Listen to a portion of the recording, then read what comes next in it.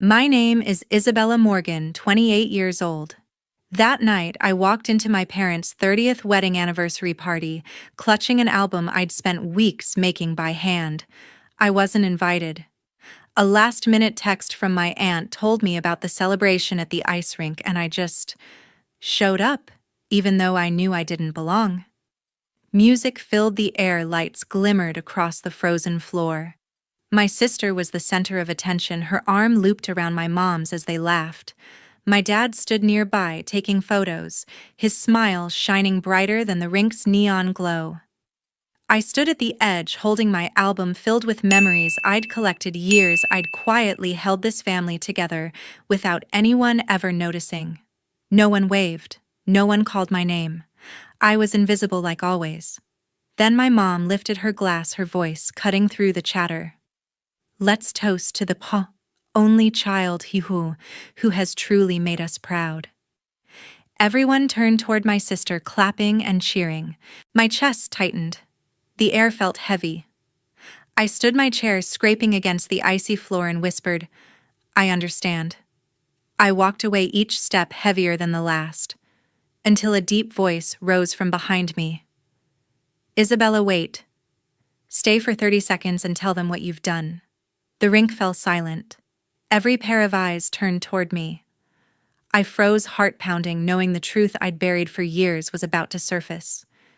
If it were you, what would you do if your own family acted like you didn't exist? Share your thoughts in the comments, I really want to know. That night, amid the shimmering glow of our family's celebration, I realized their happiness had never had a place for me. I stood by the rink's edge, my hands empty, now the album I'd crafted for my parents' 30th anniversary left on the gift table. No chair had my name, no reserved spot, just a stack of plastic chairs in the corner, cold and scratched. I grabbed one, its legs scraping the floor, and set it near the rink, far from the family's laughter. My sister Jennifer was the center of it all, her voice cutting through the music as she recounted her latest triumph, a major advertising deal with a sports brand. She's a star, my aunt said, her hands clapping while my uncle raised his glass, nodding eagerly. The crowd echoed their cheers, drowning out the rink's hum, their eyes fixed on Jennifer. I sat invisible, my chest tight, the weight of being overlooked pressing down. Vanessa, Jennifer's best friend, skated over, her balance shaky. It's rough, isn't it? Being sidelined like that, she said, her voice low, eyes flickering with brief sympathy. I nodded, a spark of hope for connection, but she turned away, shouting, Jennifer, tell us about the photo shoot. Her words hit like a slap, loyalty's clear. Jennifer laughed, describing her pitch to the brand, her confidence polished, unaware it was built on my late-night tutoring sessions for her college presentations. My mother leaned closer, hanging on Jennifer's every word, her smile wide, oblivious to me, sitting alone. My father, camera in hand, focused on Jennifer, snapping photos as she posed with friends, his lens never turning my way. His silence stung louder than the crowd's applause. I shifted in my creaking chair, memories flooding back, years of comparisons where Jennifer's charm always eclipsed my efforts. At family dinners, my mother would say, "Why can't you be more outgoing like her?" while my father stayed quiet, eyes on his plate. I'd graduated early, landed a finance job, but it was never enough. Jennifer's prom queen crown, her viral social media posts. Those were the wins they celebrated. The rink's chill seeped into my skin, mirroring the coldness I felt from them. Vanessa skated back to Jennifer, her laughter blending with the crowd's, leaving me isolated again. My aunt caught my eye, offering a fleeting smile, but it vanished as she turned to toast Jennifer. My male cousin, standing nearby, chatted with my female cousin, their voices lost in the music, unaware of the years I'd carried this family. Jennifer's story about her ad campaign grew louder, her hands waving, drawing every gaze. I remembered the night she'd called, panicked, needing help with her portfolio. I'd stayed up until dawn refining her work, sending it off without a thank you. She never mentioned my help, not to me, not to them. My father adjusted his camera, capturing Jennifer's grin, while my mother clapped, her pride radiant. My male cousin laughed at something Jennifer said, joining the crowd's admiration, while my female cousin nodded along, sipping her drink. I traced the rough edge of my chair, the plastic biting my fingers, my heart heavy with years of being unseen.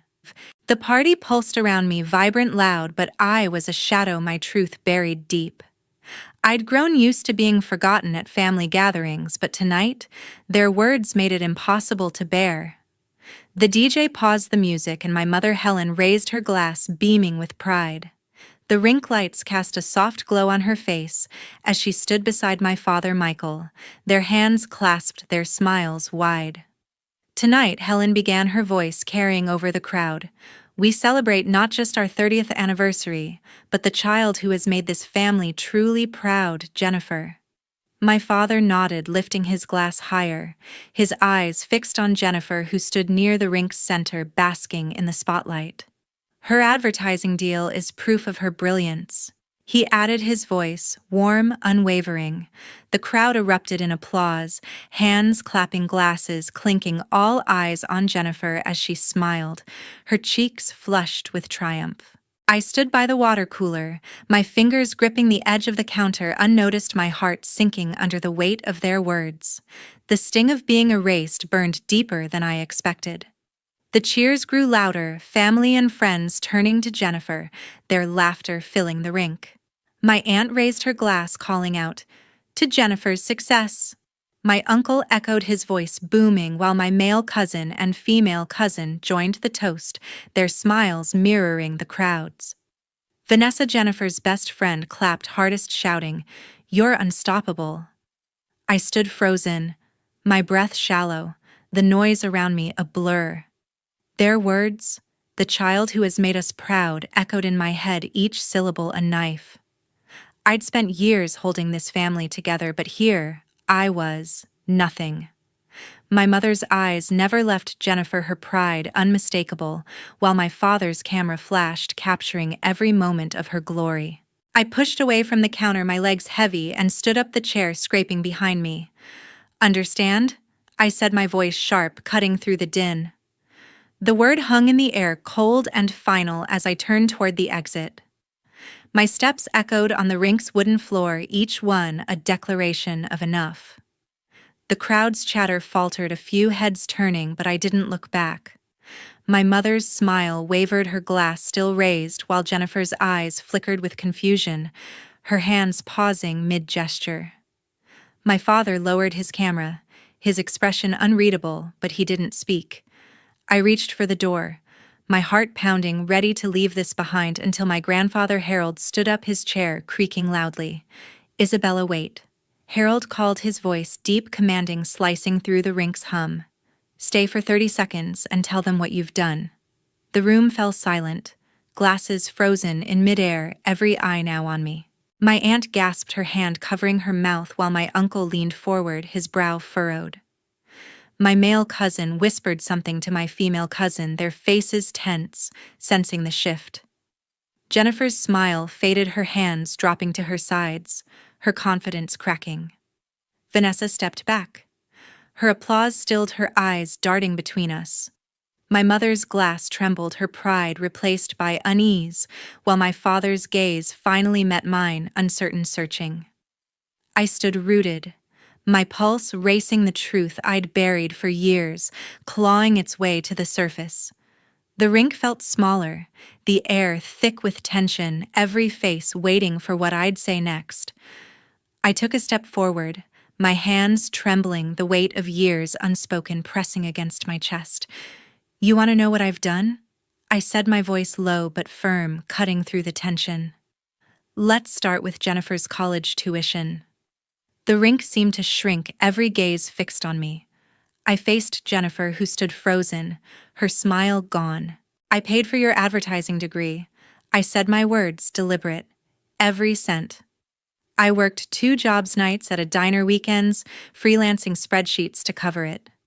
The crowd murmured, heads turning, eyes wide with surprise. I didn't stop. "And that big ad deal, everyone's praising." I continued, my voice rising steady. "I called in a favor from a creative director I met at a finance conference. I pitched your portfolio, Jennifer got you that first contract with the sports brand.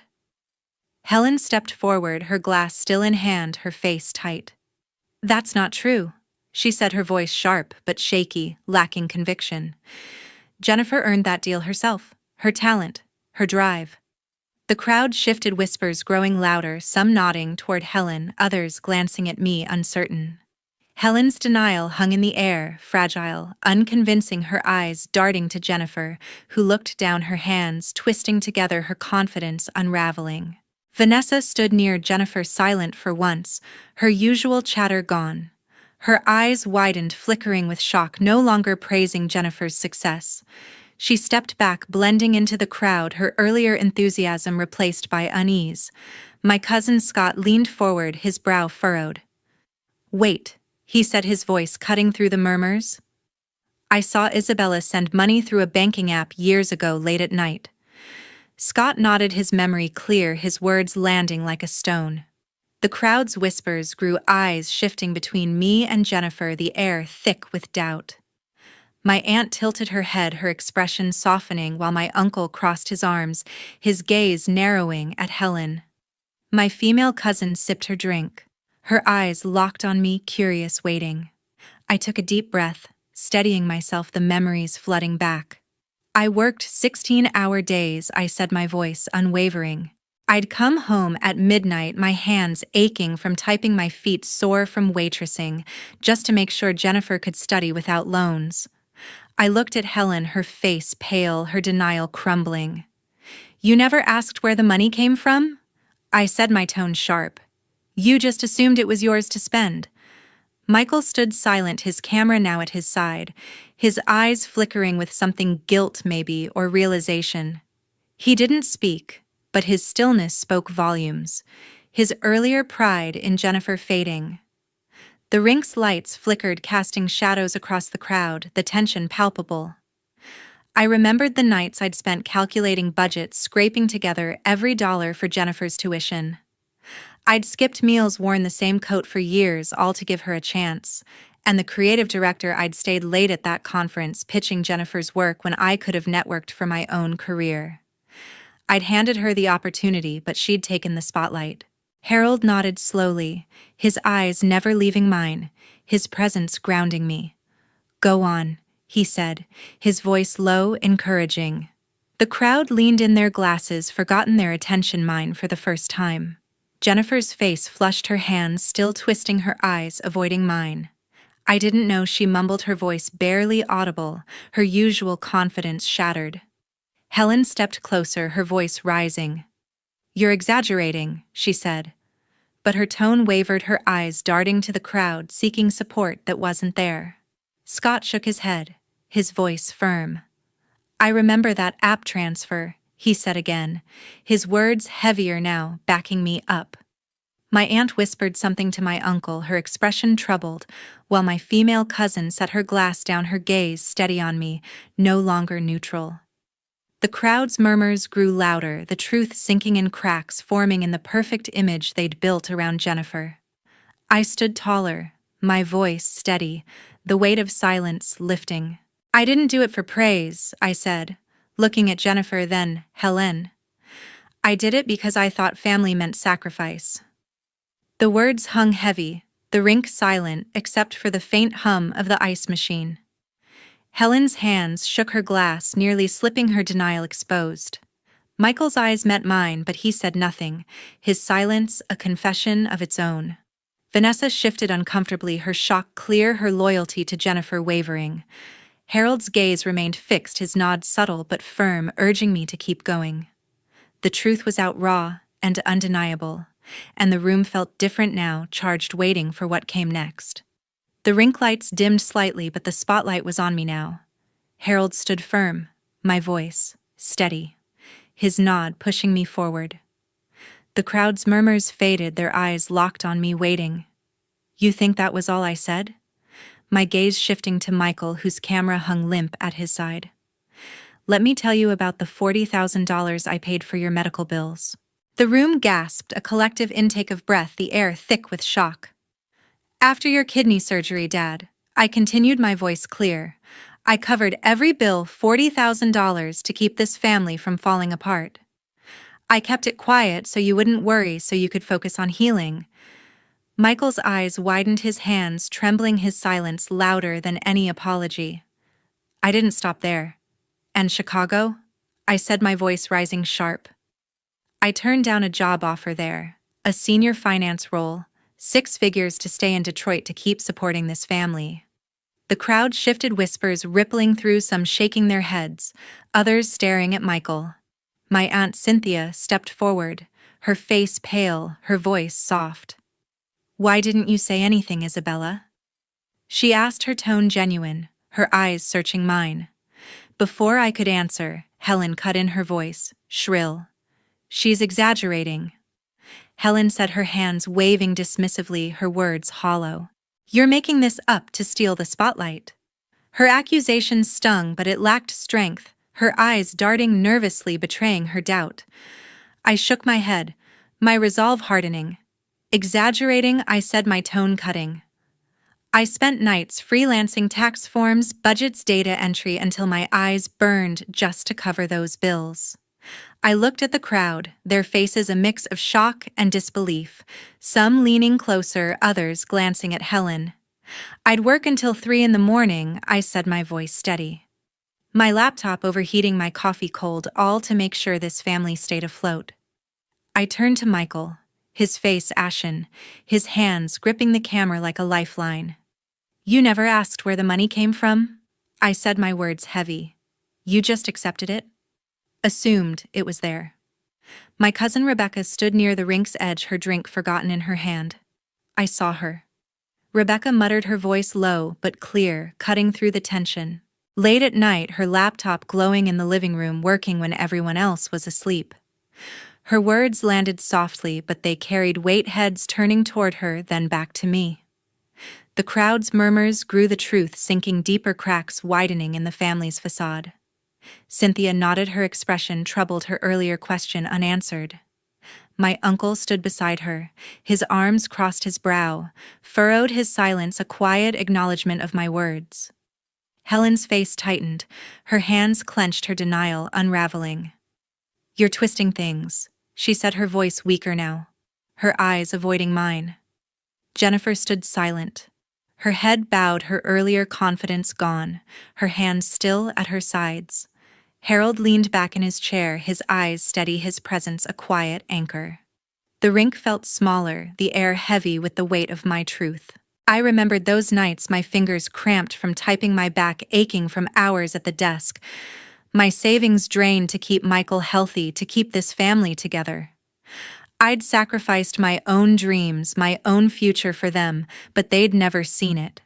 The crowd's eyes stayed on me, some wide with shock, others narrowed with doubt, but none could look away. Michael's gaze dropped, his camera now a burden, his silence a confession of his ignorance. Cynthia's question hung in the air, unanswered, her concern genuine but too late.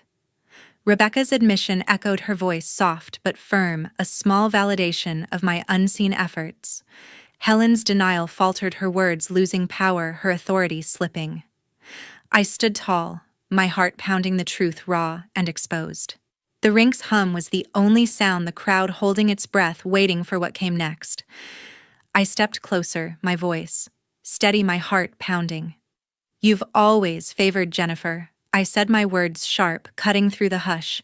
"When I graduated college, early top of my class, you told me I wasn't good enough, said I lacked her spark." Helen's face paled, her lips parting, but no words came. The memory burned, her standing in our living room, her voice cold, dismissing my degree while praising Jennifer's pageant wins. The crowd shifted, some glancing at Helen, others at me, their whispers a low hum. I didn't stop. "And the family, money," I said, my voice rising firm. "I saw you transfer it to a private account. Mom, money meant for all of us funneled into Jennifer's ad campaigns." The crowd gasped, heads turning, eyes wide with shock. My Uncle James stepped forward, his face tight. "Helen, is this true?" James asked, his voice low, urgent, his arms uncrossed now, demanding answers. Helen's eyes darted to him, then away, her hands clutching her glass. It's private family business, she said, her tone evasive, her words stumbling. You wouldn't understand. Her deflection hung weak, unconvincing, the crowd's murmurs growing louder, their doubt palpable. I held my ground, my gaze locked on Helen. Private, I said, my tone sharp. I saw the bank notification on your phone last week. $15,000 moved to an account tied to Jennifer's agency. The crowd's whispers turned to gasps, glasses forgotten, eyes fixed on me. I remembered that moment, Helen leaving her phone on the kitchen counter, the notification flashing, my heart sinking, as I realized where our family's savings went. That money was for emergencies. I said, my voice steady, for Dad's medical bills, for our home, not for billboards with Jennifer's face. Helen flinched, her face flushed, her authority crumbling. James shook his head, his voice rising. Helen, explain this. He said, his tone sharper now, his eyes narrowing. Cynthia stood beside him, her expression troubled, her hands clasped tightly. Rebecca leaned forward, her eyes locked on Helen, her earlier neutrality gone. Scott crossed his arms. His brow furrowed, his silence heavy with judgment. Jennifer stood near the rink's edge, her head bowed, her hands limp, her usual confidence absent. She didn't speak, didn't defend herself. Her silence louder than any protest. Vanessa hovered nearby, her lips pressed tight, her earlier chatter gone, her eyes avoiding mine. Harold sat steady, his gaze unwavering, his nod subtle but firm, urging me on. Michael stood frozen, his camera forgotten. His eyes flickering with something, guilt perhaps, or shame. The rink's lights cast long shadows, the tension thick. The crowd's murmurs a constant hum. I remembered the years of being overlooked, my efforts buried under Jennifer's spotlight. My sacrifices ignored. I didn't want to shame you, I said, my voice low, directed at Helen. But you forced this, pretending I was invisible, pretending Jennifer did it all alone. The crowd's eyes stayed on me, some nodding, others whispering the truth, sinking in, undeniable. Helen's hands trembled, her glass nearly slipping, her voice barely a whisper. You're twisting everything, she said, but her words lacked strength, her eyes darting to the crowd, seeking support that wasn't there. James stepped closer, his voice firm. No. Helen, answer me, where did that money go? He pressed, his tone unyielding. The crowd leaned in their whispers, now a low roar, the rink feeling smaller, the air heavy. Jennifer's head stayed bowed, her silence a confession of its own. I stood tall, my heart racing, the weight of years unspoken, finally lifting the truth raw and exposed, the family's facade shattered. The ice seemed to crack under the weight of the truth. Harold stood slowly, his presence commanding, his voice steady. I locked the family account, Harold said, his words cutting through the rink's silence. When I found out Helen's plan to divert funds for Jennifer's campaigns, I froze it to protect what's left. The crowd gasped, heads turning, eyes wide with shock. James nodded, his jaw tight, while Cynthia covered her mouth, her gaze flickering to Helen. Rebecca leaned forward, her expression stunned, while Scott crossed his arms, his silence heavy. The rink felt smaller, the air charged, the family's facade crumbling further. Michael stepped forward, his camera dangling, his face ashen. I knew, Michael said, his voice low, trembling, the admission slicing through the tension. I knew about your help, Isabella, the medical bills, the sacrifices. But I stayed quiet, afraid of fighting with Helen. His eyes met mine, filled with regret, his hands shaking. The crowd's murmurs grew, some shaking their heads, others staring at him, their disappointment palpable. I felt a pang in my chest. His words a mix of relief and betrayal, he'd seen my efforts yet chosen silence, letting Helen's favoritism fester. I took a deep breath, my resolve hardening. I'm done. I said, my voice clear, unwavering, directed at the family. I can't keep sacrificing for people who don't value me. The words hung heavy, the crowd froze in their glasses, forgotten. I've given everything, my time, my money, my dreams, but I'm not invisible anymore. I looked at Helen, then Jennifer, my heart heavy but firm. I'm cutting ties, walking away from this family that never saw me. The rink's hum was the only sound, the weight of my decision sinking in the crowd's eyes locked on me, some nodding, others stunned. Jennifer stepped forward, her head no longer, bowed, her voice shaky. "Isabella, I'm sorry," she said, her eyes glistening, her hands reaching out. "I didn't mean to take everything." Her words faltered, her usual confidence gone, but I shook my head, my voice cold. "Your apology comes too late." I said, my tone final. "The truth can't undo years of being overlooked." Jennifer's face fell, her hands dropping, her silence a confession of her part in this. Vanessa stood nearby, her lips pressed tight, her earlier chatter absent, her eyes avoiding mine, her loyalty to Jennifer irrelevant now. Helen's face twisted, her anger flaring. "You're tearing this family apart." She spat, her voice sharp, her glass slamming onto a nearby table. Without another word, Helen turned, her heels clicking on the rink's wooden floor, and stormed toward the exit. The crowd watched silent as she disappeared through the doors, leaving a void behind. Michael stood frozen, his eyes on the ground, his admission still echoing.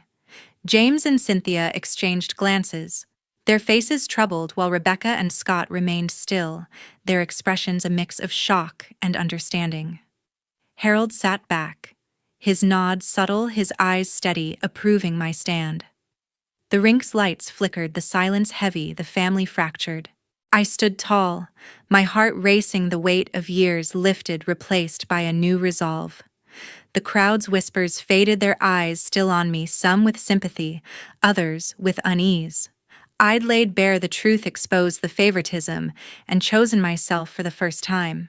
The ice stretched out before me, cold and vast, a mirror of the distance I'd now set between me and this family.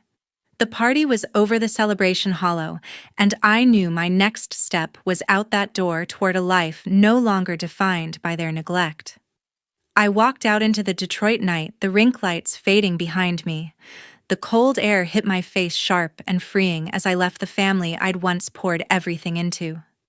Weeks later, I packed my bags and moved to Chicago, a city buzzing with possibility, far from the weight of their expectations.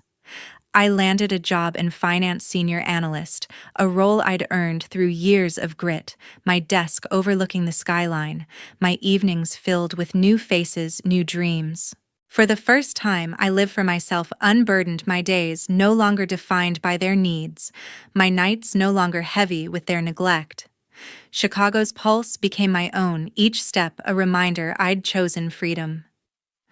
Back in Detroit, Helen faced the fallout. With the family account locked by Harold, her investments for Jennifer's campaigns collapsed, her plans unraveling like thread. Relatives turned cold, their whispers sharp. James and Cynthia no longer invited her to gatherings, their trust broken by her secret transfers. Rebecca later told me Helen's calls went unanswered, her apologies ignored, her reputation among kin shattered. She'd built her world on favoring Jennifer, but now with the truth exposed, she stood alone, her authority gone, her pride a hollow shell. Jennifer's world crumbled too. The truth about her ad deal, my role in securing it, spread like wildfire across early social media platforms, posts and forums buzzing with the story. Her agency dropped her the big sports brand contract, vanishing, her name no longer a shining star, but a cautionary tale. Scott mentioned seeing her at a local cafe, her confidence gone, her eyes scanning for recognition that never came. She'd relied on the spotlight I'd handed her, but without it, she faltered, her success exposed as borrowed, her fame fleeting. One evening, as I sat in my Chicago apartment, my phone lit up with a message from Rebecca. "Isabella, we were wrong." Rebecca wrote, her words raw, direct. "The family failed you, I failed you. I'm sorry." I stared at the screen, my thumb hovering, the words stirring memories of her quiet nods at the rink. She'd seen my late-night work, spoken up when it mattered, but it wasn't enough to bridge the years of silence. I set the phone down, unanswered, my heart steady but unmoved. Her apology, like Jennifer's, came too late, a gesture unable to undo the past. Looking back, I learned something vital. Self-respect matters more than validation from those who don't value you. I'd spent years sacrificing money dreams, time for a family that looked past me, but in walking away, I found my worth. Chicago taught me to build a life on my terms, to seek people who see me, not just what I can give. The rink, the tributes to Jennifer, the years of being invisible, they're behind me now, a chapter closed. I'm not defined by their neglect, but by the strength I found to leave it. Thanks for staying with my story. What would you do? Comment below.